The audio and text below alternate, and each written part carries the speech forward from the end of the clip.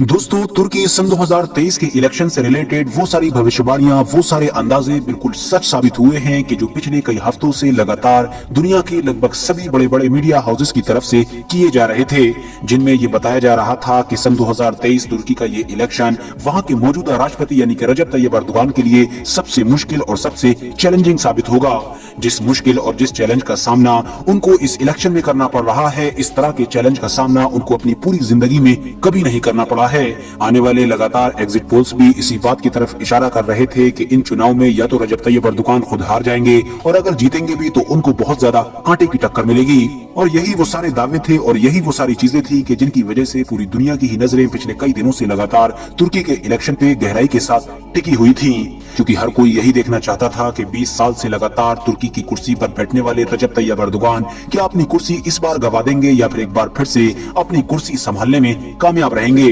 फिलहाल इन तमाम चीजों के बीच 14 मई के दिन इलेक्शन हुए, पूरा दिन वोटिंग हुई और उसके बाद शाम से ही उसके रिजल्ट आने भी शुरू हो गए। शुरू में तो रिजल्ट से रिलेटेड जो रिपोर्ट्स निकल कर आ रही थी उसमें रजब तैयब अर्दोगान अच्छे फासले के साथ आगे चल रहे थे। जहां एक तरफ रजब तैयब अर्दोगान के पास लगभग 54 से 55% वोट दिखाई दे रहा था, तो वहीं दूसरी पोजीशन पर मौजूद नेता के पास सिर्फ और सिर्फ 41 से 42% वोट ही नजर आ रहा था। याद रहे कि जो सेकंड पोजीशन पर नेता हैं, इनका नाम है केमाल किलिचदारोग्लू और यही वो नेता हैं कि जो रजब तैयब अर्दोगान को इस इलेक्शन में सबसे ज्यादा और सबसे कड़ी टक्कर दे रहे हैं। मगर फिर जैसे जैसे वक्त गुजरता गया और जैसे जैसे बाकी बचे हुए वोट्स की काउंटिंग से रिलेटेड रिपोर्ट्स आती रही, वैसे वैसे रजब तैयब अर्दोगान का ग्राफ गिरता चला गया और आखिर में नतीजा ये हुआ कि जिस वक्त मैं ये वीडियो रिकॉर्ड कर रहा हूँ, इस वक्त तक 99% यानी 99% से भी ज्यादा वोट्स काउंट हो चुके हैं। और इस काउंटिंग के बाद यानी इस पूरी गिनती के बाद जहां एक तरफ रजब तैयब अर्दोगान के पास 49.3% वोट है यानी कि 49.3% वोट है, तो वहीं दूसरी तरफ जो दूसरे मेन लीडर हैं उनके पास लगभग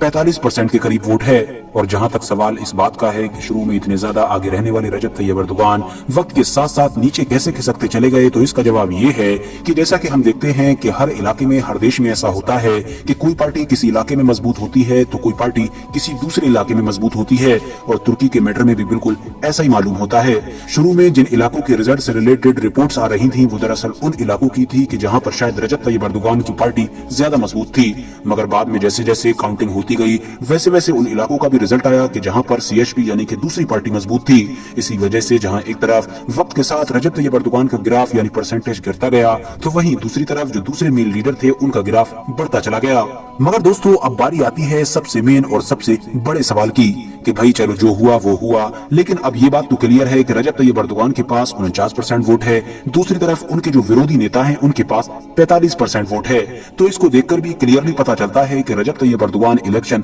जीत चुके हैं। किसी भी कैंडिडेट के पास जब ज्यादा वोट होते हैं तो जाहिर सी बात है वो ऑटोमेटिकली जीत ही जाता है। मगर उसके बावजूद भी हम देख रहे हैं कि हर तरफ अभी भी कंफ्यूजन का माहौल बना हुआ है। ना तो अभी तुर्की के किसी लीडर ने ऑफिशियली अपनी जीत डिक्लेयर की है और न ही न्यूज वगैरह पर इस तरह की कोई चीज दिखाई जा रही है, बल्कि अभी भी हर कोई यही दिखा रहा है कि कड़ी टक्कर है, कड़ी टक्कर है। और इन सारी खबरों ने लोगों को बहुत ज्यादा कंफ्यूज कर रखा है। लोग यही सोच रहे हैं कि आखिर इतनी ज्यादा वोट्स लाने के बावजूद भी रजब तैयब अर्दोगान को जीता हुआ क्यों नहीं माना जा रहा है। आखिर अभी भी सारे मीडिया हाउसेस, सारे पत्रकार यही दिखाने की कोशिश क्यों कर रहे हैं कि रजब तैयब अर्दोगान बड़ी मुश्किल में फंसे हुए हैं और हो सकता है कि वो इस इलेक्शन को हार भी जाएं। पर्सनली मुझसे भी पिछले कई घंटों से लगातार बार बार लोग अलग अलग सोर्सेज से यही सवाल पूछ रहे हैं कि भाई आखिर तुर्की में चल क्या रहा है, आखिर रिजल्ट कब आएगा, आखिर किस तरह से जीत तय होती है, आखिर ये सारी कंफ्यूजन किस तरह की है। तो मैं आप लोगों को बता दूं कि जैसा कि मैं अपनी एक पिछली वीडियो में भी बता चुका हूं कि तुर्की के इलेक्शन का प्रोसेस दुनिया के दूसरे ज्यादातर देशों की तरह नहीं है।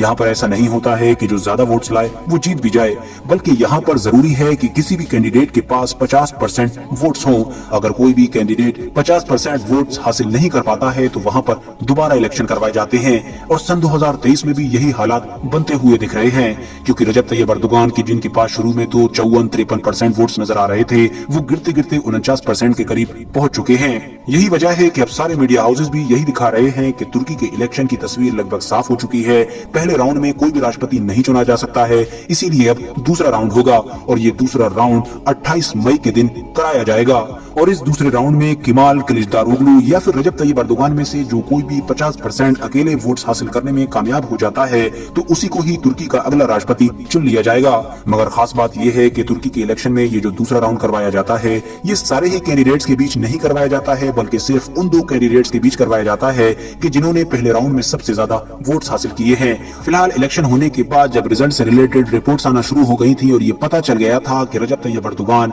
अपने विरोधी नेता से काफी फासले के साथ आगे चल रहे हैं, तो रजब तैयब अर्दोगान देर रात लोगों से भी मिलने आए। अचानक से उन्होंने पूरी भीड़ से मुलाकात की और उसमें न सिर्फ तुर्की के लोगों की तारीफ की बल्कि साथ ही साथ इस बात की तरफ इशारा भी दिया कि हम लोग इस इलेक्शन में क्लियरली जीत रहे हैं। उस वक्त तक तो रजब तैयब अर्दोगान ये तक कह रहे थे कि मुझे उम्मीद है कि हम पहले ही राउंड में जीत जाएंगे और अगर हम नहीं जीते और ये इलेक्शन दूसरे राउंड में भी जाता है तो हमें उससे कोई फर्क नहीं पड़ता है। इंटरेस्टिंग बात यह है कि कई दिन पहले से आने वाली बहुत सारी रिपोर्ट्स में ये चीज दिखाने की कोशिश की जा रही थी कि तुर्की के उस बड़े इलाके में इस इलेक्शन में रजब तैयब अर्दोगान को बड़ा नुकसान होने वाला है जिस इलाके में भूकंप आया था, क्योंकि उस भूकंप की वजह से जो तबाही मची थी उसको पूरी दुनिया ने देखा था। बेशुमार लोगों ने न सिर्फ अपनी जान गंवाई थी और अपने लोगों को गंवाया था बल्कि हजारों की तादाद में लोगों का घर बार भी छिन गया था। मगर जब रिजल्ट्स आने शुरू हुए हैं तो उससे पता चला है कि उन सारे इलाकों में भी रजब तैयब अर्दोगान को कोई नुकसान नहीं हुआ है, बल्कि वहां पर भी रजब तैयब अर्दोगान ही लीड करते हुए नजर आ रहे हैं। और उसकी वजह ये बताई जा रही है क्योंकि अर्दोगान ने इस इलाके में रहने वाले लोगों से ये वादा किया है कि बहुत जल्द ही उन सबको उनके खोए हुए मकान वापस दिलवाए जाएंगे और यहाँ पर आलीशान मकान बनवाए जाएंगे। इसीलिए लोगों को लगता है कि अगर शायद अर्दोगान आ गए तो उनका किया हुआ वादा पूरा हो जाएगा, मगर अगर अर्दोगान नहीं आए तो शायद दूसरी गवर्नमेंट हमारे ऊपर फोकस करती भी है या नहीं, इस चीज का कोई भरोसा नहीं है। फिलहाल दोस्तों देखना है कि तुर्की के इस इलेक्शन में आगे क्या होता है। जो कुछ भी होगा मैं आप लोगों को जरूर अपडेट करूंगा। आज की वीडियो को हम यहीं पर खत्म करते हैं। वीडियो पसंद आने पर न सिर्फ वीडियो को लाइक करें बल्कि अपने फ्रेंड्स के साथ भी जरूर शेयर करें और इसी तरह की नॉलेजेबल और हिस्टोरिकल वीडियोस हमेशा देखने के लिए हमारे चैनल को सब्सक्राइब करने के साथ साथ बेल आइकन को भी जरूर प्रेस करें।